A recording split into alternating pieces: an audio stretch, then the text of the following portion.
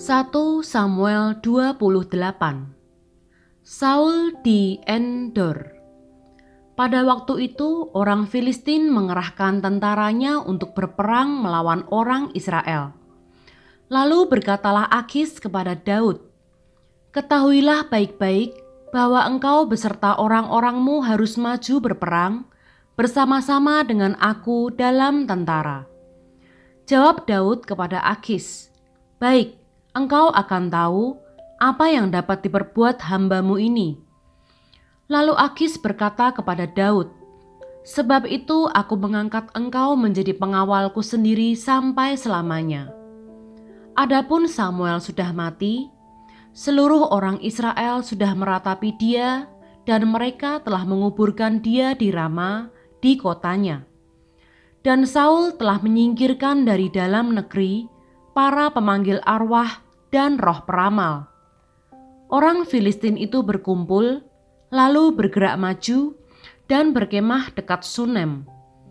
Saul mengumpulkan seluruh orang Israel, lalu mereka berkemah di Gilboa. Ketika Saul melihat tentara Filistin itu, maka takutlah ia dan hatinya sangat gemetar. Dan Saul bertanya kepada Tuhan, tetapi Tuhan tidak menjawab dia, baik dengan mimpi, baik dengan Urim, baik dengan perantaraan para nabi.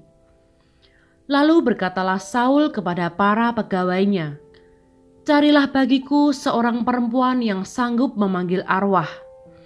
Maka aku hendak pergi kepadanya dan meminta petunjuk kepadanya. Para pegawainya menjawab dia, "Di Endor ada seorang perempuan yang sanggup memanggil arwah." Lalu menyamarlah Saul, ia mengenakan pakaian lain dan pergilah ia dengan 2 orang. Ketika mereka pada waktu malam sampai kepada perempuan itu, berkatalah Saul, "Cobalah engkau menenung bagiku dengan perantaraan arwah, dan panggillah supaya muncul kepadaku orang yang akan kusebut kepadamu." Tetapi perempuan itu menjawabnya, "Tentu engkau mengetahui apa yang diperbuat Saul, bahwa ia telah melenyapkan dari dalam negeri para pemanggil arwah dan roh peramal. Mengapa engkau memasang jerat terhadap nyawaku untuk membunuh aku?" Lalu bersumpahlah Saul kepadanya demi Tuhan, katanya, "Demi Tuhan yang hidup, tidak akan ada kesalahan tertimpa kepadamu karena perkara ini." Sesudah itu bertanyalah perempuan itu, "Siapakah yang harus kupanggil supaya muncul kepadamu?" Jawabnya, "Panggillah Samuel supaya muncul kepadaku."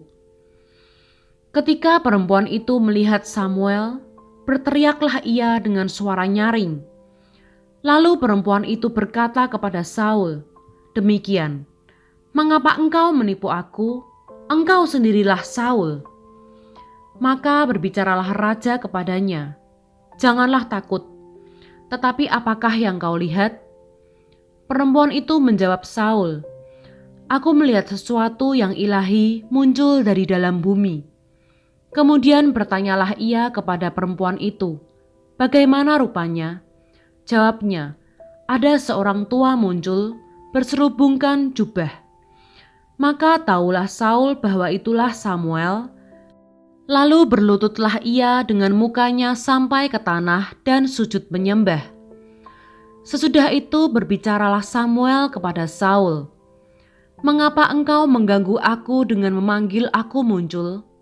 Kata Saul, "Aku sangat dalam keadaan terjepit.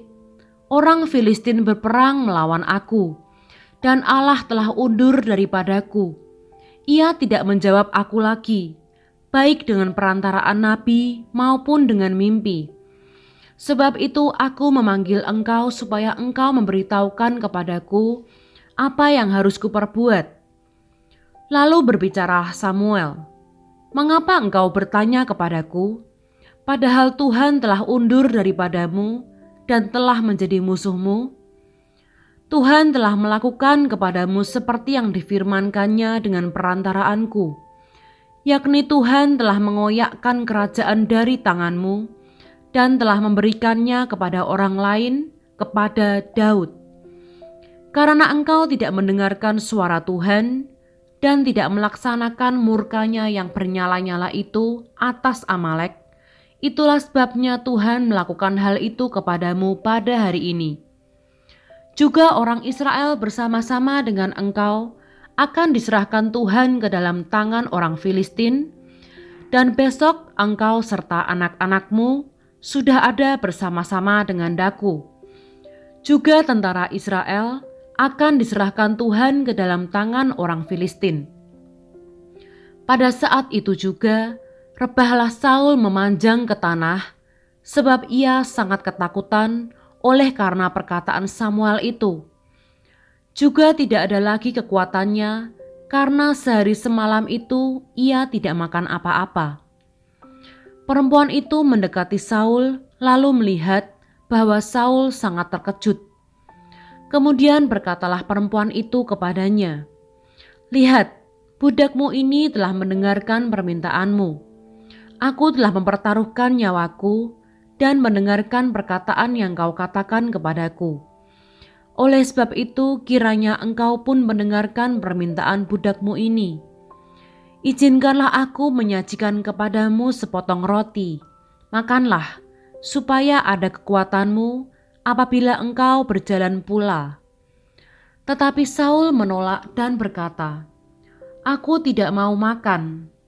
Tetapi ketika para pegawainya serta perempuan itu juga mendesak, maka didengarkannyalah permintaan mereka, lalu bangkitlah ia dari tanah dan duduk di balai-balai. Perempuan itu mempunyai seekor anak lembu tambun di rumahnya, maka segeralah ia menyembelih itu. Ia mengambil tepung, diremasnya, dan dibakarnya menjadi roti yang tidak beragi. Dihidangkannyalah semuanya itu ke depan Saul dan ke depan para pegawainya, lalu mereka makan. Kemudian bangkitlah mereka dan pergi pada malam itu juga.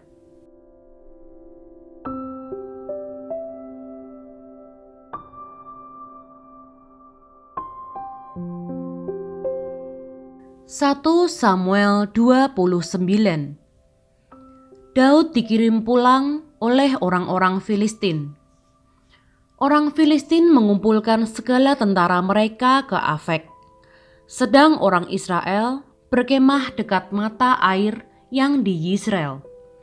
Maka ketika raja-raja kota orang Filistin berjalan lewat dalam pasukan-pasukan 100 dan 1000, dan ketika juga Daud beserta orang-orangnya berjalan lewat di belakangnya bersama-sama dengan Akis, berkatalah para panglima orang Filistin itu, "Apa gunanya orang-orang Ibrani ini?" Jawab Akis kepada para panglima orang Filistin itu, "Bukankah dia itu Daud, hamba Saul, raja Israel, yang sudah 1-2 tahun bersama-sama dengan aku, tanpa kudapati sesuatu pun kesalahan padanya sejak saat ia membelot sampai hari ini?" Tetapi para panglima orang Filistin itu menjadi marah kepadanya, serta berkata kepadanya, "Suruhlah orang itu pulang, supaya ia kembali ke tempat yang kau tunjukkan kepadanya, dan janganlah ia pergi berperang bersama-sama dengan kita, supaya jangan ia menjadi lawan kita dalam peperangan. Sebab dengan apakah orang ini dapat menyukakan hati tuannya, kecuali dengan memberi kepala-kepala orang-orang ini? Bukankah dia ini Daud yang dinyanyikan orang secara berbalas-balasan sambil menari-nari demikian? Saul mengalahkan beribu-ribu musuh, tetapi Daud berlaksa-laksa." Lalu Akis memanggil Daud dan berkata kepadanya, "Demi Tuhan yang hidup, engkau ini orang jujur, dan aku memandang baik jika engkau keluar masuk bersama-sama dengan aku dalam tentara. Sebab aku tidak mendapati sesuatu kejahatan padamu sejak saat engkau datang kepadaku sampai hari ini. Tetapi engkau ini tidak disukai oleh raja-raja kota. Sebab itu pulanglah, pergilah dengan selamat, dan jangan lakukan apa yang jahat di mata raja-raja kota orang Filistin itu." Tetapi Daud berkata kepada Akis, "Apa yang telah kuperbuat dan kesalahan apa yang kau dapati pada hambamu ini sejak saat aku menjadi hamba kepadamu sampai hari ini, sehingga aku tidak boleh ikut pergi berperang melawan musuh tuanku raja?" Lalu Akis menjawab Daud, "Aku tahu engkau ini memang kusukai seperti utusan Allah. Hanya para panglima orang Filistin telah berkata, 'Ia tidak boleh pergi berperang bersama-sama dengan kita.' Jadi bangunlah pagi-pagi beserta orang-orang tuanmu ini yang datang bersama-sama dengan engkau. Bangunlah kamu pagi-pagi, segera sesudah hari cukup terang bagimu, dan pergilah." Lalu bangunlah Daud dan orang-orangnya pagi-pagi untuk berjalan pulang ke negeri orang Filistin, sedang orang Filistin itu bergerak maju ke Yisrael.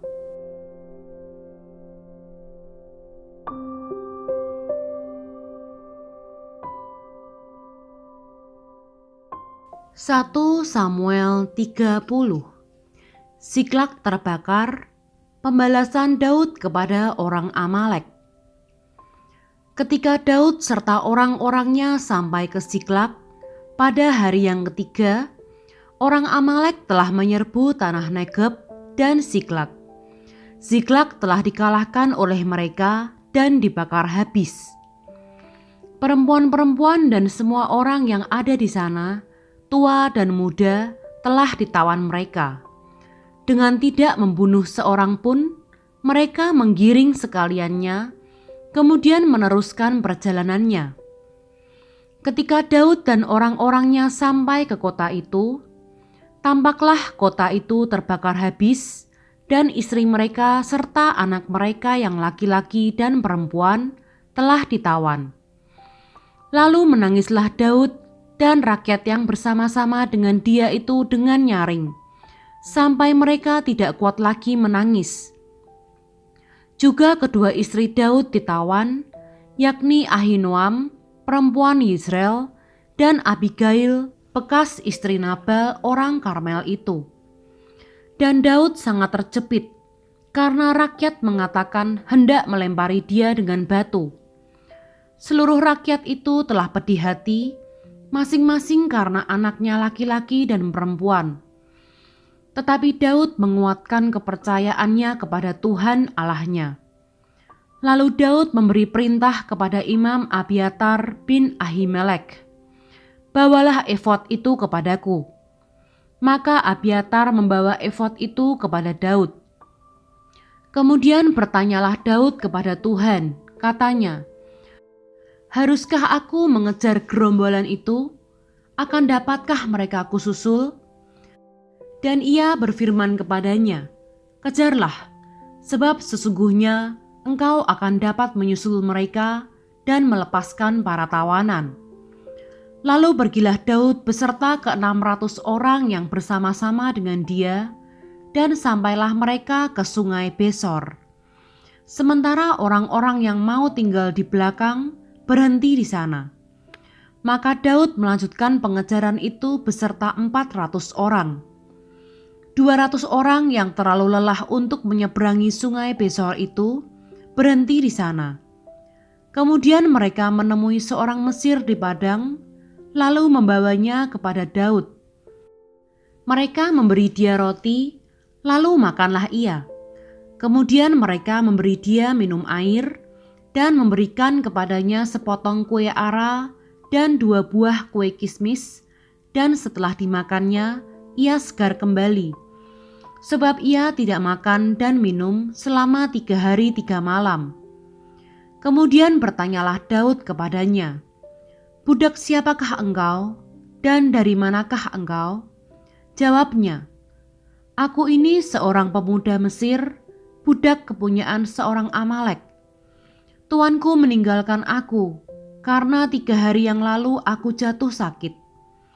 Kami telah menyerbu tanah Negeb orang Kreti dan daerah Yehuda dan tanah Negeb Kaleb, dan Siklak telah kami bakar habis. Daud bertanya kepadanya, "Dapatkah engkau menunjuk jalan kepadaku ke gerombolan itu?" Katanya, "Bersumpahlah kepadaku demi Allah bahwa engkau tidak akan membunuh aku dan tidak akan menyerahkan aku ke dalam tangan tuanku itu, maka aku akan menunjuk jalan kepadamu ke gerombolan itu." Ia menunjuk jalan kepada Daud ke sana, dan tampaklah orang-orang itu berpencar-pencar di atas seluruh daerah itu, sambil makan, minum, dan mengadakan perayaan karena jarahan yang besar, yang telah dirampas mereka dari tanah orang Filistin dan dari tanah Yehuda. Dan pada keesokan harinya, Daud menghancurkan mereka dari pagi-pagi buta sampai matahari terbenam. Tidak ada seorang pun dari mereka yang lolos, kecuali 400 orang muda yang melarikan diri dengan menunggang unta. Daud melepaskan semua apa yang dirampas oleh orang Amalek itu, juga kedua istrinya dapat dilepaskan Daud. Tidak ada yang hilang pada mereka, dari hal yang kecil sampai hal yang besar, sampai anak laki-laki dan anak perempuan, dan dari jarahan sampai segala sesuatu yang telah dirampas mereka, semuanya itu dibawa Daud kembali. Daud mengambil segala kambing domba dan lembu, semuanya itu digiring mereka di hadapannya, serta berkata, "Inilah jarahan Daud." Ketika Daud sampai kepada ke-200 orang yang telah terlalu lelah untuk mengikuti Daud, yang telah dibiarkannya tinggal di dekat sungai Besor, maka keluarlah orang-orang ini menyongsong Daud dan menyongsong rakyat yang bersama-sama dengan dia. Daud mendekati orang-orang itu dan memberi salam kepada mereka. Kemudian mulailah berbicara semua orang jahat dan orang dursila di antara orang-orang yang ikut pergi bersama-sama dengan Daud itu. Katanya, "Karena mereka tidak ikut pergi bersama-sama dengan kita, janganlah kita berikan kepada mereka apa-apa dari jarahan yang kita selamatkan itu, kecuali kepada masing-masing mereka istrinya dan anak-anaknya. Itu boleh mereka bawa, dan biarlah mereka pergi." Tetapi Daud berkata, "Janganlah kamu saudara-saudaraku berbuat demikian dengan apa yang diberikan Tuhan kepada kita, sebab Ia telah melindungi kita dan menyerahkan ke dalam tangan kita gerombolan yang menyerang kita. Siapa yang mau mendengarkan kamu dalam perkara ini? Sebab bagian orang yang tinggal di dekat barang-barang adalah sama seperti bagian orang yang pergi berperang. Itu akan dibagi sama-sama. Dan demikianlah halnya sejak hari itu dan seterusnya.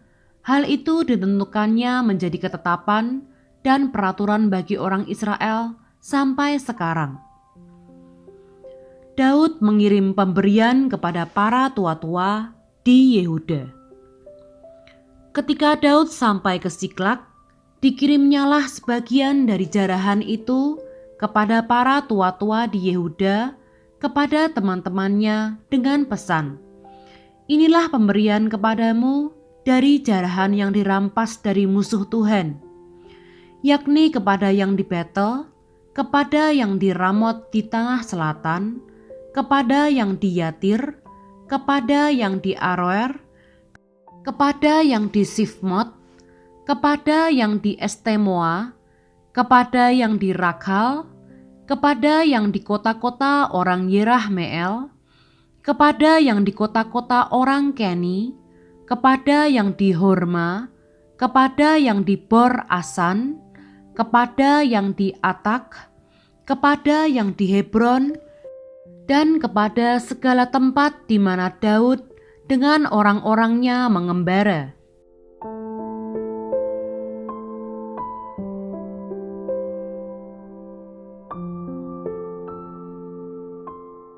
Satu Samuel 31. Saul mati. Sementara itu orang Filistin berperang melawan orang Israel. Orang-orang Israel melarikan diri dari hadapan orang Filistin dan banyak yang mati terbunuh di pegunungan Gilboa. Orang Filistin terus mengejar Saul dan anak-anaknya dan menewaskan Yonatan, Abinadab, dan Malkisua, anak-anak Saul. Kemudian makin beratlah pertempuran itu bagi Saul. Para pemanah menjumpainya dan melukainya dengan parah. Lalu berkatalah Saul kepada pembawa senjatanya, "Hunuslah pedangmu dan tikamlah aku, supaya jangan datang orang-orang yang tidak bersunat ini menikam aku dan memperlakukan aku sebagai permainan." Tetapi pembawa senjatanya tidak mau, karena ia sangat segan. Kemudian Saul mengambil pedang itu dan menjatuhkan dirinya ke atasnya. Ketika pembawa senjatanya melihat bahwa Saul telah mati, ia pun menjatuhkan dirinya ke atas pedangnya, lalu mati bersama-sama dengan Saul. Jadi Saul, ketiga anaknya, dan pembawa senjatanya, dan seluruh tentaranya sama-sama mati pada hari itu. Ketika dilihat orang-orang Israel yang di seberang lembah dan yang di seberang sungai Yordan, bahwa tentara Israel telah melarikan diri dan bahwa Saul serta anak-anaknya sudah mati, maka mereka meninggalkan kota-kota mereka, lalu melarikan diri juga. Kemudian datanglah orang Filistin dan menetap di sana. Ketika keesokan harinya, orang Filistin datang merampasi orang-orang yang mati terbunuh itu. Didapati mereka, Saul dan ketiga anaknya tergelimpang di pegunungan Gilboa. Mereka memancung kepala Saul, merampas senjata-senjatanya, dan menyuruh orang berkeliling di negeri orang Filistin untuk menyampaikan kabar itu di kuil berhalanya dan kepada rakyat. Kemudian mereka menaruh senjata-senjata Saul di kuil Asitoret, dan mayatnya dipakukan mereka di tembok kota Bet-Sean. Ketika penduduk Yabes Gilead mendengar tentang apa yang telah dilakukan orang Filistin kepada Saul, maka bersiaplah segenap orang gagah perkasa. Mereka berjalan terus semalam-malaman, lalu mengambil mayat Saul dan mayat anak-anaknya dari tembok kota Bet-Sean. Kemudian pulanglah mereka ke Yabes dan membakar mayat-mayat itu di sana. Mereka mengambil tulang-tulangnya, lalu menguburkannya di bawah pohon tamariska di Yabes. Sesudah itu berpuasalah mereka 7 hari lamanya.